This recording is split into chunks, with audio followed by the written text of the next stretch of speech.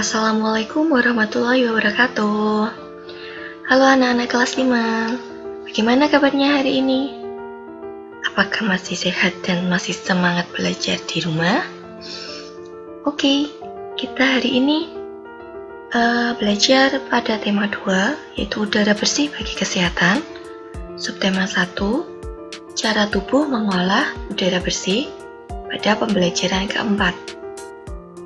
Sudah siap untuk belajar? Kita berdoa dulu ya. Terdapat 3 muatan yang akan kita pelajari pada hari ini. Yang pertama ada bahasa Indonesia, yaitu mengklasifikasi informasi yang didapat dari buku ke dalam aspek apa, di mana, kapan, siapa, mengapa, dan bagaimana. Kemudian ada muatan PPKN, yaitu memahami makna tanggung jawab sebagai warga masyarakat dalam kehidupan sehari-hari. Kemudian ada muatan IPS, yaitu menganalisis peran ekonomi dalam upaya menyejahterakan kehidupan masyarakat di bidang sosial dan budaya untuk memperkuat persatuan dan kesatuan bangsa. Ada bermacam-macam jenis usaha yang memanfaatkan sumber daya alam, seperti pertanian, perkebunan, kehutanan, perikanan, dan pertambangan. Ada pula jenis usaha lain yang memanfaatkan sumber daya alam, yaitu usaha pariwisata. Ayo kita pelajari jenis usaha ini. Mari kita baca teks yang berjudul Melihat Jejak Merapi di Kali Adem. Kali Adem terletak di lereng Gunung Merapi di Yogyakarta.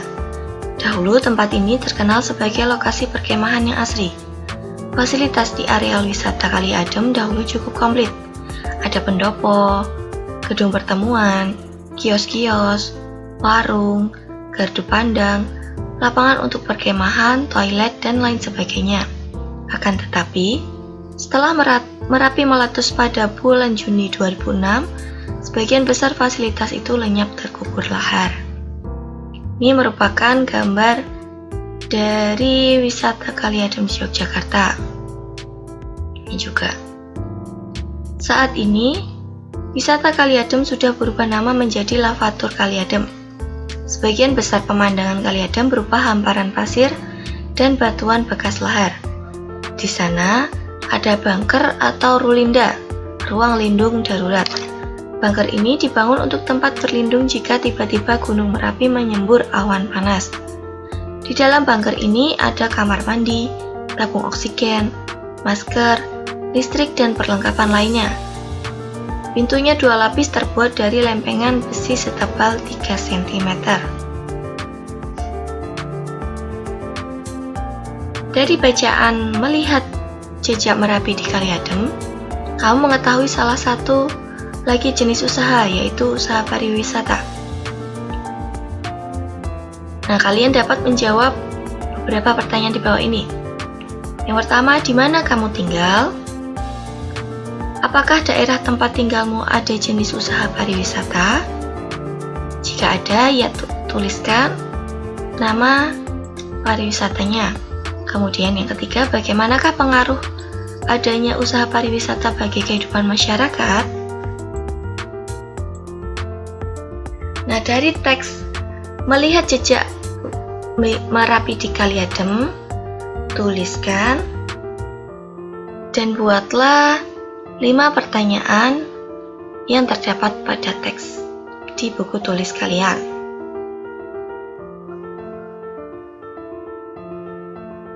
Jenis usaha di bidang jasa. Jenis usaha pariwisata merupakan usaha di bidang jasa.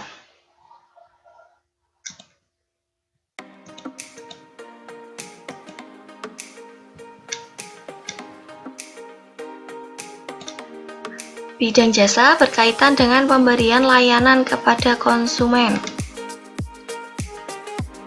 Contoh usaha jasa selain pariwisata antara lain perbankan, keuangan, asuransi, dan hukum. Sektor jasa di Indonesia, terutama pariwisata, berkembang pesat. Pesatnya jasa pariwisata didukung potensi panorama alam Indonesia yang elok. Sektor pariwisata di Indonesia juga menonjolkan aspek budaya. Contoh objek wisata alam adalah danau, pantai, bukit, gunung, suaka alam, serta flora dan fauna. Contoh objek wisata budaya adalah kesenian, upacara adat, keraton, dan candi. Berkembangnya sektor pariwisata menumbuhkan usaha-usaha penunjang jasa pariwisata. Usaha-usaha di bidang jasa pariwisata antara lain sebagai berikut. Pengelola jasa penginapan, misalnya hotel, motel, wisma, dan losmen. Kemudian ada usaha penjualan barang cenderamata atau souvenir.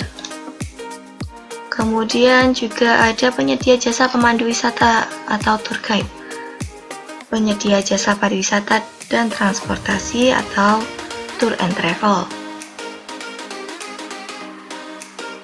Salah satu jenis usaha yang banyak kita lihat adalah berjualan, mulai dari penjual buah, makanan, barang-barang keperluan sehari-hari, hingga para penjual kendaraan bermotor. Dari jenis usaha itu, para pedagang dapat memperoleh penghasilan untuk kehidupan sehari-hari.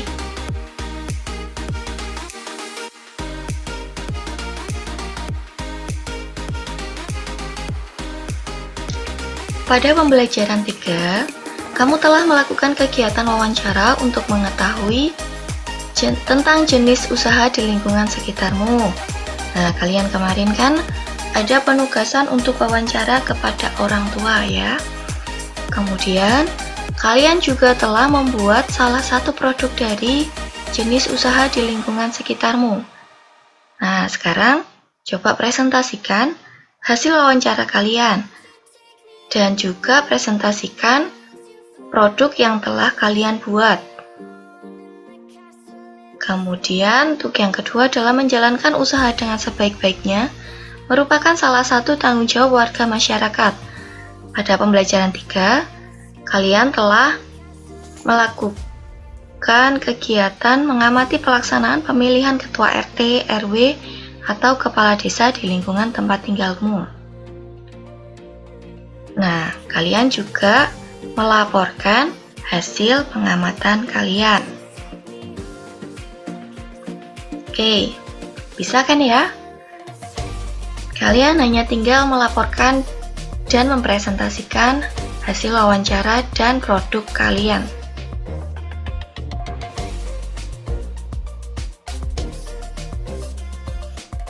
Menurutmu, mengapa ada berbagai jenis usaha? Mengapa orang melakukan usaha tertentu dan orang lain melakukan jenis usaha lain yang berbeda? Nah, coba kalian pikirkan, mengapa hal ini terjadi? Kemudian dengan orang tuamu, bicarakan dengan orang tuamu cita-citamu saat dewasa nanti. Jenis usaha apa yang kira-kira ingin kamu lakukan? Apakah di bidang barang, pertanian, pertambangan, perikanan, perkebunan, ataupun di bidang jasa? Kalian dapat menuliskannya, oke? Nah, cukup sekian dulu ya pembelajaran kita di pembelajaran keempat hari ini. Semoga bermanfaat dan menambah wawasan kalian. Jika ada hal-hal yang masih sulit, kalian tanyakan pada teacher ya. Wassalamualaikum warahmatullahi wabarakatuh.